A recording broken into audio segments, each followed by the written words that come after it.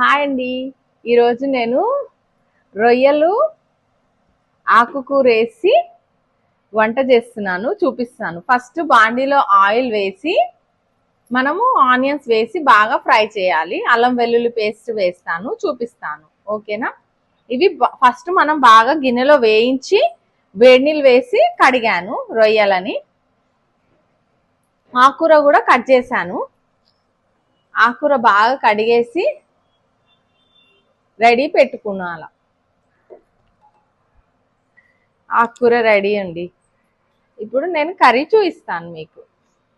రొయ్యల కర్రీ, ఎండు రొయ్యల కర్రీ. ఇప్పుడు కొంచెం చెప్పు, ఏదో ఏదో ఒకటి చెప్పు. A few moments later. అల్లం వెల్లుల్లి పేస్ట్ వేయాలి. వేసి కలిపేసి ఎండు రొయ్యలు కూడా వేస్తున్నాను. చూడండి. ఇవి కొంచెం ఆయిల్లో ఫ్రై చేయాలి. ఆల్రెడీ ఇది వేయించి పెట్టాను. ఇప్పుడు బాగా ఫ్రై చేయాలి. మాకు కరెంటు పోయిందండి, చూపిస్తానులే మీకు. మంచి మంచి కట్టుబాట్లు సార్. అల్లం వెల్లుల్లి పేస్ట్, ఆనియన్స్ బాగా వేగాక ఎండు రొయ్యలు వేసి కలిపేసి ఆకుకూర వేస్తాం. ఇందులో సాల్ట్ కొంచెం తక్కువ వేయాలి. ఆకుకూర వేసి మంచిగా కలిపేసి ఒక 10 నిమిషాలు మంచిగా ఫ్రై అయ్యే వరకు మగ్గించాలి. కొంచెం సాల్ట్ వేస్తాము.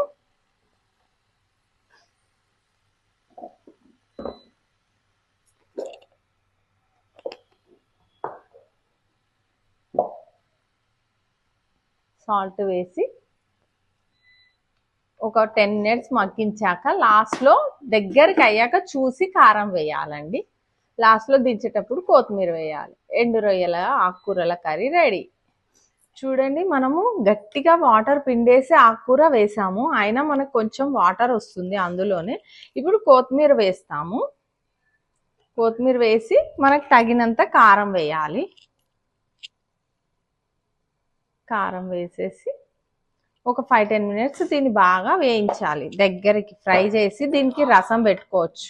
చూడండి, మన రొయ్యల ఫ్రై బాగా అయింది. ఎండు రొయ్యల ఆకుకూరల కర్రీ. కొంచెం ధనియాల పొడి చల్లాను. ఇంకా దీన్ని దించేయడమే అండి. చాలా బాగుంటుంది, మీరు ట్రై చేయండి. బాయ్. Bye friends.